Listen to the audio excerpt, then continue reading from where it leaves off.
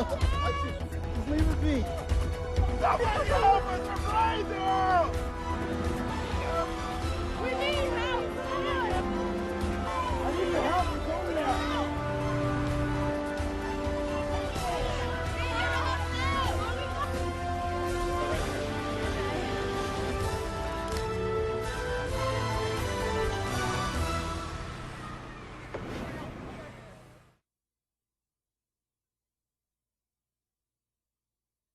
We need help! Over here! These are not victims of a terrorist bombing, a chemical accident, a plane crash, or a hurricane. They are actors portraying victims in a simulated terrorist attack as part of an exercise designed to test the medical capabilities during a mass casualty event in the National Capital Region. The Medical Reserve Corps sent 21 volunteers to this collaborative multi-agency exercise with the National Naval Medical Center, the National Institutes of Health Clinical Center, and Suburban Hospital in Maryland. We thought that this was an ideal situation for the MRC involvement because if there was ever a national mass casualty event that overwhelmed the federal responses, they would likely require some support from Medical Reserve Corps volunteers. So this was a good way to test in a controlled situation how MRC volunteers might be used and also to give those volunteers a little bit of experience in seeing what a multi-agency mass casualty response might actually look like. This was in late October, and so preparations were underway for the inauguration in 2009. Now, we weren't sure who was going to win the election, but we knew that there definitely was going to be the inauguration, and there was going to be a lot of people in D.C. And so the scenario was what would happen if there was an incident that would occur during that inauguration, and how would the hospitals in the D.C. area respond. And so basically, on the grounds of Bethesda Navy, they had a van that breached the security and simulated an improvised explosive device detonating with the release of a chemical agent. They had simulated casualties, about 75 casualties that were made up by professionals, and so they were moulaged, so they were very realistic appearing. And there was a wide array of entities that responded to this disaster like they were real patients. It was treated as a real scenario, and they tried to establish that it was as real as possible, went through all the things that you would do with real patients. This exercise was the culmination of 3 days of intensive training by Medical Reserve Corps volunteers in the fall of 2008. Planning began months earlier. We started in the spring of 2008, and this was going to occur in the fall.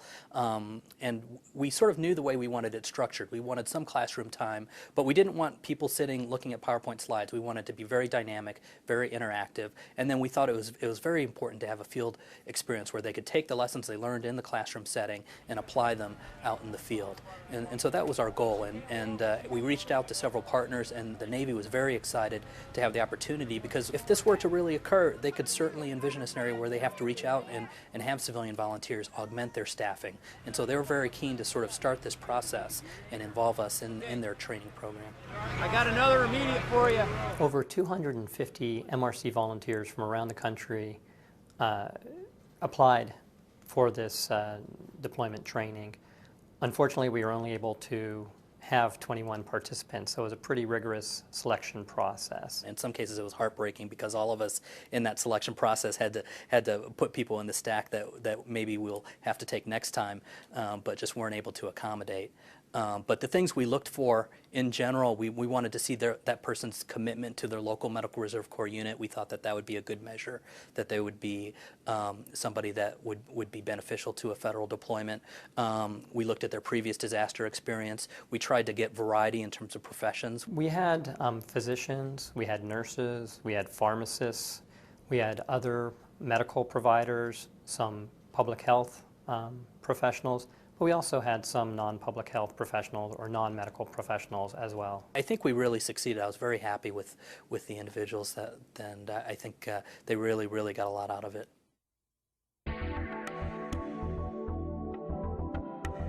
Day one was devoted to our volunteers learning about the federal government and how it responds to a disaster. And this was, I think, new to a lot of our volunteers, many of whom had disaster experience in their local communities. But what we did is we taught them about the different areas of the federal government that are responsible for disaster preparedness and disaster response.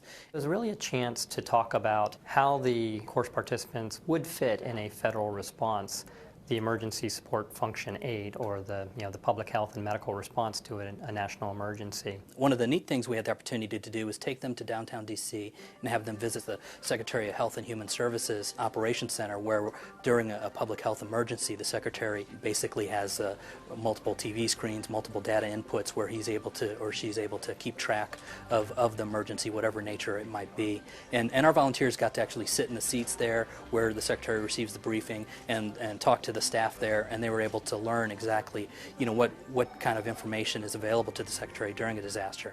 We received a lot of positive feedback about that experience. They actually had an opportunity to meet with the Assistant Secretary for Preparedness and Response, who explained to them how important they are, not only in their local response, but how important they would be to a federal response as well. This is what people would carry on a strike team. During this day, they also got some hands-on experience with some of the deployment equipment, some of the medical supplies and equipment that would go out with a federal response team. Disposable scalpels.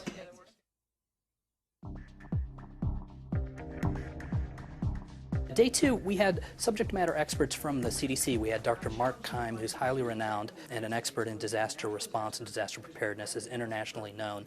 And he conducted a specialized training for us, and he was fully aware of the Medical Reserve Corps and previous training these individuals had had. So he developed a course curriculum for us, and it was very, very well received by our volunteers. The classes were very dynamic, they were very interactive. They focused primarily on issues that arise from man-made disasters, like a dirty bomb or a chemical attack or a bioterrorism type attack.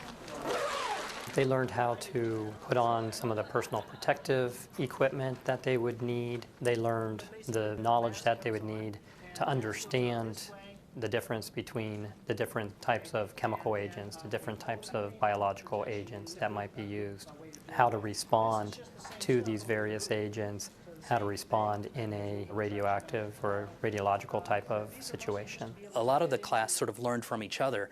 We had folks that lived in Washington State who had responded to floods. We had folks who had responded to hurricanes and Hurricane Katrina. We had folks who had been through tornadoes and just all these different types of disasters. We had folks who had served in the Army and were actually taking care of casualties in that aspect. And so it was a great interaction and a great dynamic between the classes. They learned from each other in the course of these lectures and classes.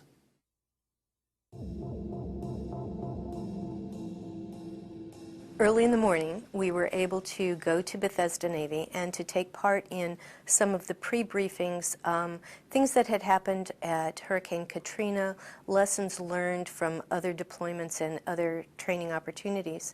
Then each of us were assigned a role and a position to be observers in this exercise. For me, it was very interesting to watch the staging, the receipt of the ambulances, the patients coming off of the ambulances and being decontaminated. They had large tents with showers and decontamination equipment.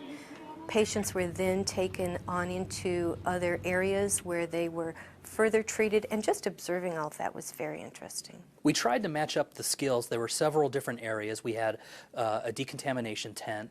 There was an initial triage scene. There was a mobile field hospital. So we tried to match up each individual's skills with where we thought that they would learn the most. We had some people that were interested in decontamination, some people that had a background in sort of emergency room. We would put them in the mobile field hospital. The folks that were interested in decontamination, we'd put them at the decon tent. So we really tried to match up folks with where we thought they would be the best fit. There is no replacement for physically participating in an exercise. We were able to actually see the flow of an event from the initial event through receipt of patients, through record keeping of those patients so that we didn't lose anybody. We were able to see where things worked and where things didn't work.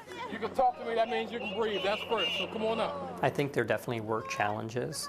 Communications are always a challenge, so just being able to speak the same language with some of these response partners from various agencies, from the Department of Defense, from local agencies that they don't usually work with. That's always a challenge. And so giving them that ability to practice that in an exercise scenario was important. I think it helped them to better understand what their role might be in a national public health emergency. I think many MRC members definitely have an idea of what their role is in their local community if there's an emergency, but we're still developing in many ways the role for the MRC members in a national type of event. And so this was a first chance to test out what some of those roles might be and to give those participants some comfort level if they were ever called to act in those roles. When we planned this training, it was very important to us that we got a lot of feedback. There is nothing to replace hands-on training. They gave great suggestions for improvement for the future. We just let the class take over, basically, and tell us what they liked and what they didn't like. You can do textbook, you can do classroom, you can watch videos, but to actually be part of an exercise is very important. All of them improved. The average improvement was over 25%. Several of our folks that participated in real-life disasters, they were able to use some of the principles that they used during this training as they responded to those. We hope to continue the federal deployment trainings. We think it's very important to build on these efforts to have MRC members trained, not only for their own peace of mind and their own safety, but also for the overall credibility of the MRC. We want to make sure that everybody knows what their role is, knows that they can handle what the situation might bring up.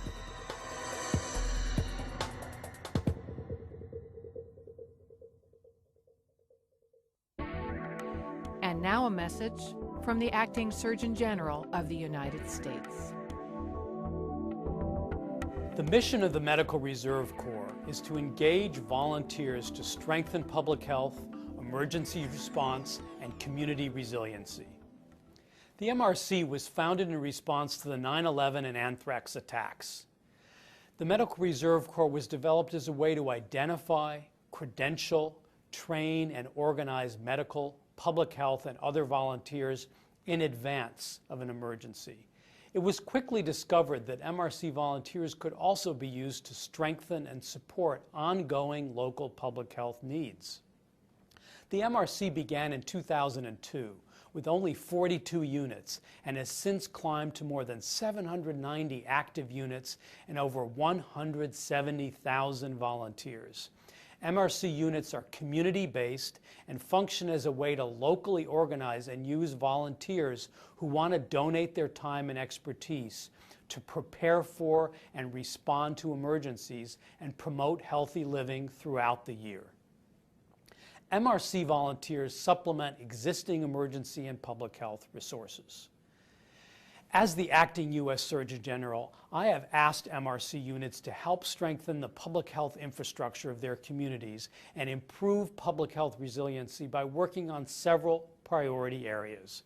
I ask all MRC units and volunteers to serve as my ambassadors as they work towards increasing disease prevention, eliminating health disparities, and improving public health preparedness. MRC volunteers include any medical and public health professionals. These may include physicians, nurses, pharmacists, mental health professionals, veterinarians, and many others. Other community members can fill key support positions in operations, logistics, planning, administration, and communications. For example, during Hurricane Katrina in 2005, an estimated 6,000 MRC volunteers supported the response and recovery efforts in their local communities. In addition to this local MRC activity, almost 200 volunteers from 25 MRC units were activated by HHS, and more than 400 volunteers from over 80 local MRC units were deployed to Red Cross disaster operations in areas along the Gulf. During Hurricanes Ike and Gustav last year, over 1,500 MRC volunteers from 63 MRC units responded in their local areas, working over 30,000 hours in a wide array of roles and settings. The MRC continues to grow and create new opportunities for national response. Legislation is passed to allow MRC volunteers to deploy with the Department of Health and Human Services as part of the federal emergency response. We're also establishing new policies and procedures to facilitate this growth. MRCs will continue to play a key role in emergency preparedness in this country. I appreciate the efforts of each and every one of you to participate in this effort. Thank you very much.